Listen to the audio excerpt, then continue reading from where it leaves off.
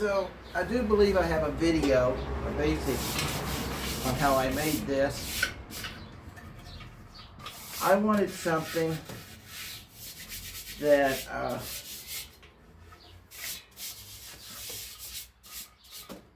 it's been in storage for over a year.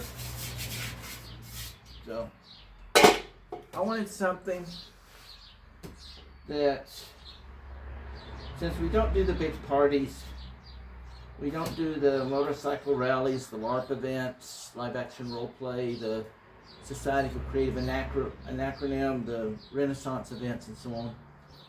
I've got the big sidebox smokers. You've probably seen the DIY video where I revamped one, or we call a Texas sidebox smoker.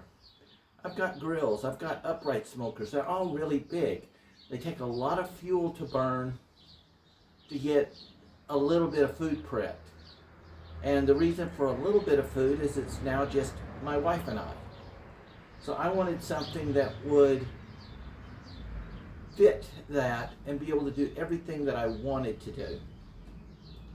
That's what I came up with this little puppy. This is what I call my Wolpertinger. You've probably seen Wolpertingers, and I know my wife keeps saying I never say it right. They are like a rabbit with wings and fangs, a fish covered in fur, a little taxidermy things, okay? Which is basically something totally out of phase. Now, this originally, and don't get mad at me, Weber, this originally was a Weber little smoker. Basically, when it was put together, it was only about that tall. All of this I added. And it's basically for like doing, you know, little patio grilling and so on. But I wanted something that I could sidebox smoke, I could grill, I could hot smoke, I could cold smoke, everything contained into something more for the wife and I. And this is what I came up with. Now please note, it does look like a Frankenstein. That is because I did this several years ago before I got my MIG welder. So everything is held together with rivets and bolts instead of nice little even welding. So basically,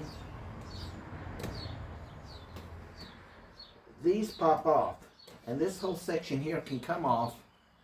The grill can go onto it, and I can grill, charcoal underneath. I can raise it and sidebox smoke, which is what I built this for. Sidebox smoker. It literally attaches and detaches and has adjustable legs.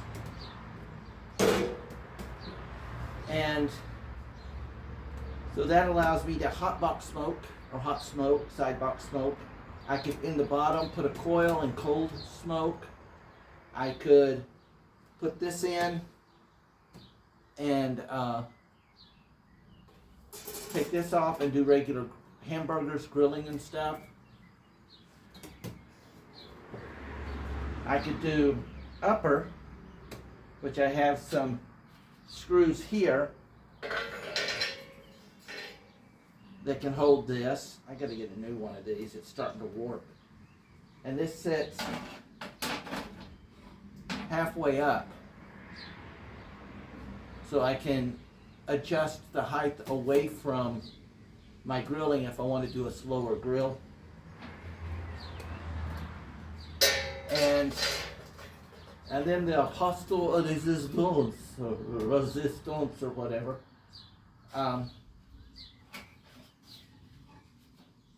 Is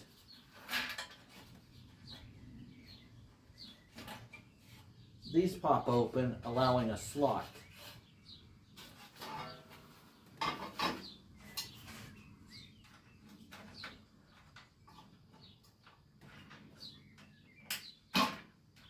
Come on.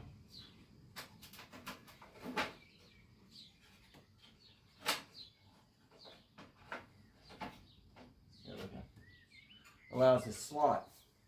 This slot, instead of going and getting these fancy grills and stuff,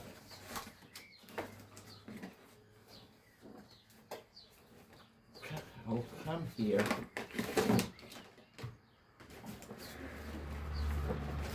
I'd have to pull this down so I could see what I was doing.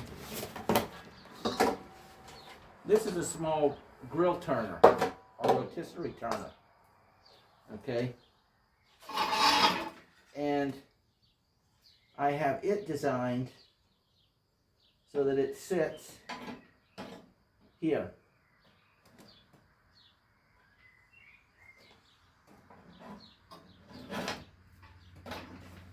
Just like that, just slides on. Then it's a regular grill spigot, but what I've done is I've added 2 inner bearings, and I screwed them together. So inside is like a little wheel with little bearings in it, so it rotates. And then I used 2.5, I think it was, little bolts drilled and screwed them so this spins. And what happens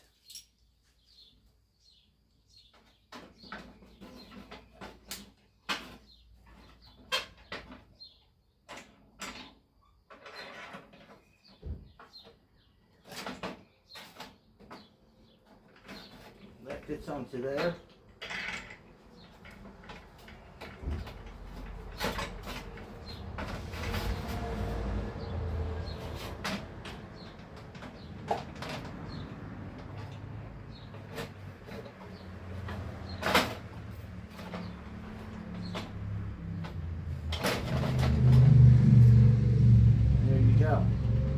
I flip that, and I have a rotisserie.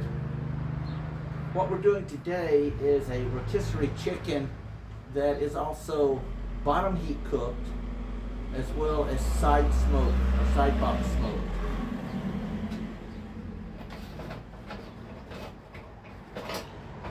Come on.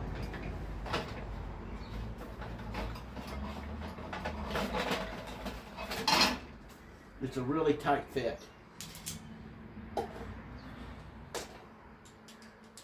So we have our chicken prepared. It's going to go onto the tongs.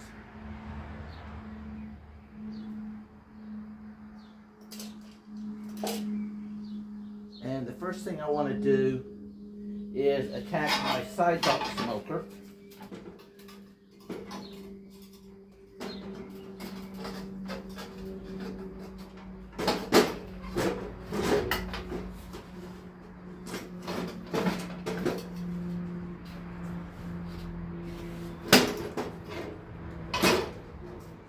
Which is like so. And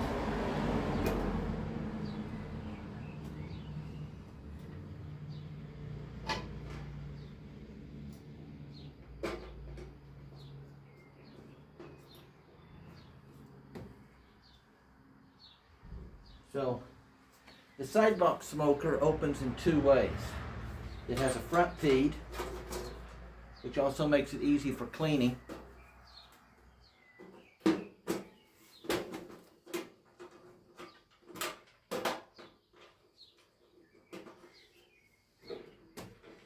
And it has a top feed,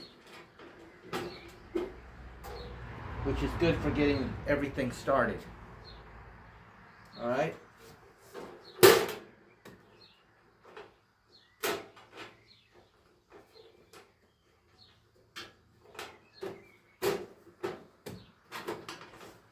So, the last thing that I did is I created a grill plate that stands up.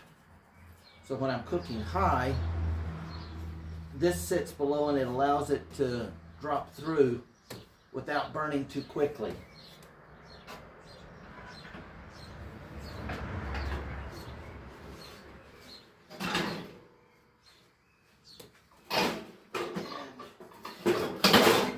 Oops. Helps if you secure it.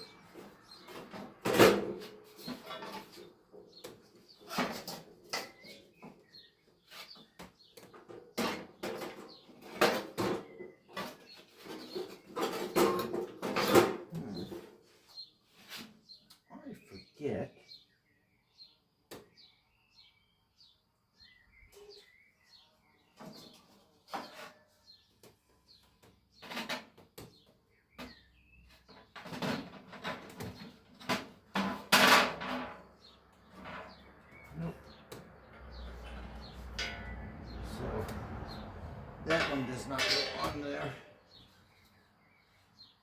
There you are. This is my other one. This one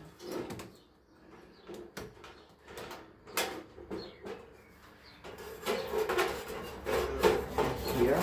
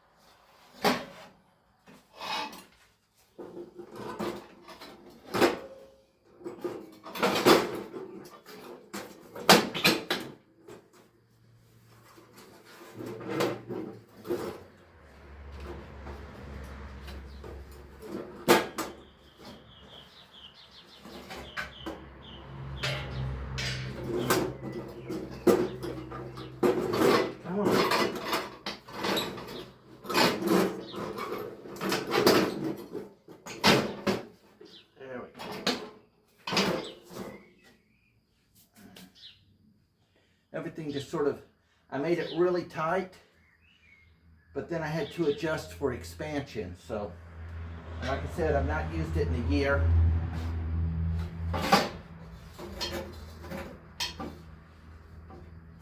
There we go. That will allow the smoke. It basically sits so the smoke comes under as well as over and comes up. So, at that point, all we have to do is get everything running. I almost forgot, when I'm not using the bottom smoker, there is a cover that attaches to that to cover that up. So if I'm just doing regular grilling and so on, this plate goes on when that side box comes off. So the last thing that I added was, you see the holders in here. That I can do different levels of grill. I can actually set 2 of them up and smoke cheeses, or do one at the top and it hangs, and I do sausages, that kind of thing. The sausages, the holders for the sausages go through these holes. It makes an X. But in case I need to put more stuff in here and I've got that grill or anything running, I can't put it through the top. So I have this where I can put it down from the bottom. So I have a way to feed it from the bottom. I have the rotisserie. I have the levels for doing my side box smoking. I have the cross pieces that go in here into these holes. Whoops, this gets a little warm. And that's where I hang my sausages and stuff from. This does almost everything that I need it to do, and it comes up to just above my knees. And more than enough for 2 people. If we do happen to do a birthday party or something of that order, like when we do our housewarming party, then I have my big Weber grill.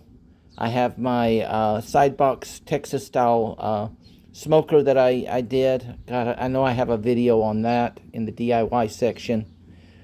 So this just hopefully gives you some ideas of stuff to do. Let that get started.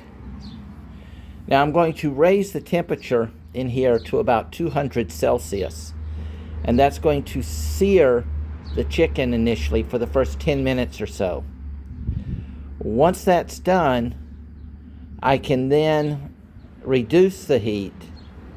And I've got a, down here, I have a flap that I need both hands to do it. I can turn that to adjust. And then on the smoke box as well, on the door, I have one. And then on top I have one. So I can adjust the heat accordingly. And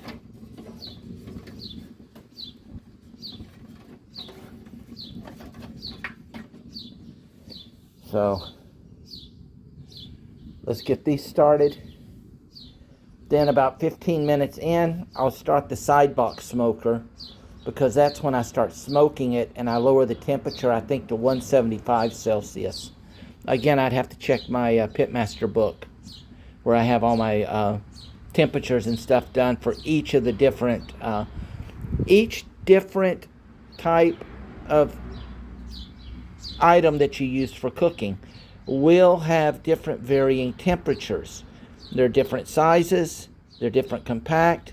However, the one thing you always want to be aware of is what you want that internal temperature to eventually reach, especially with chicken, fish, and so on, and pork, to ensure that it is safely cooked.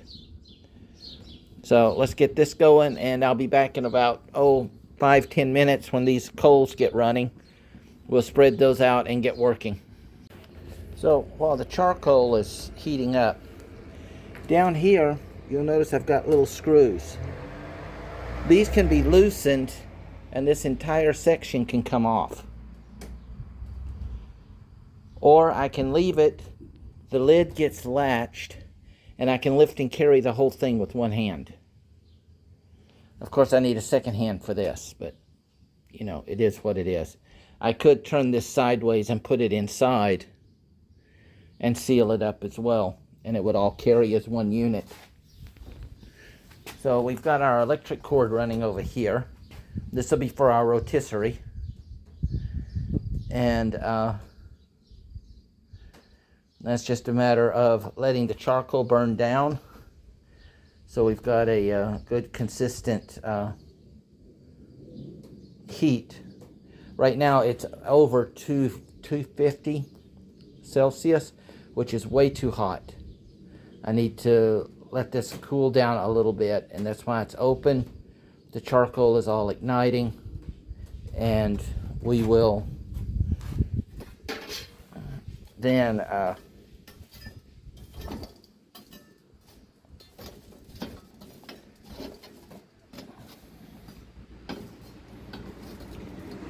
and that's why I made this secondary bottom grill part, so that these are not sitting directly on the bottom. They have a place to go. We've got airflow coming through here. As you, I don't know if you can tell, there's little air cracks right in there. So we've got some airflow coming through, even if I put the top on it. If I need to, I can open my bottom latch down here and get airflow directly to the bottom.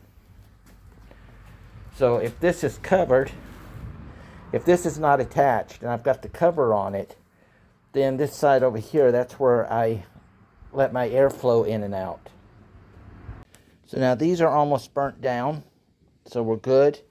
I've now started the charcoal in here to let it start burning off. And I have my wind flow totally open so that that goes, and I've got me an airflow going now, and that will help reduce this.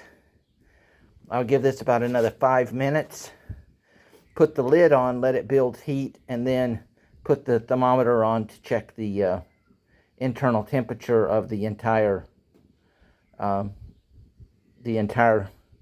smoker, grill, rotisserie, and then start adjusting for my initial 200 degrees Celsius to baste and brown the outside of the meat to hold all that juice in.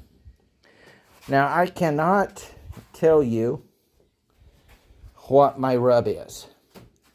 It's not that it's secret or anything like that. It's when I do this chicken, my wife likes it a certain flavor. That's just her. I'm doing this for her, so we go by her standards.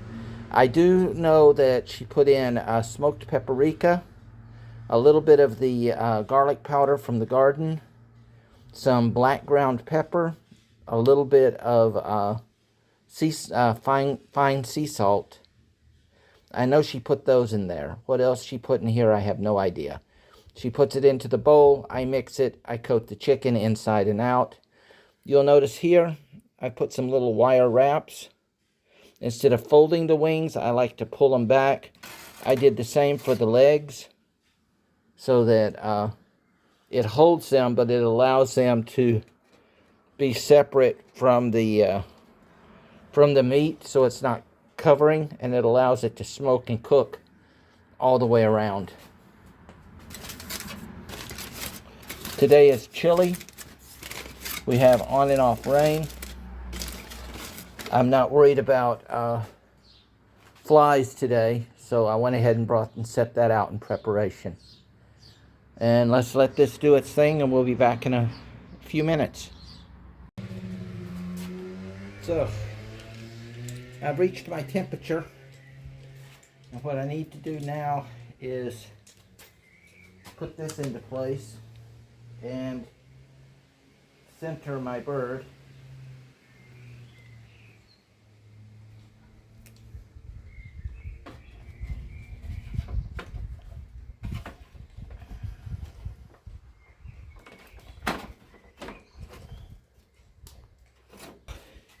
One of the neat things about this is, unlike regular rotisseries where the front is open, and if you get wind into it, it blows the ashes up. This keeps all the ashes down. Now all we have to do, I have now put my magnetic electric unit on here.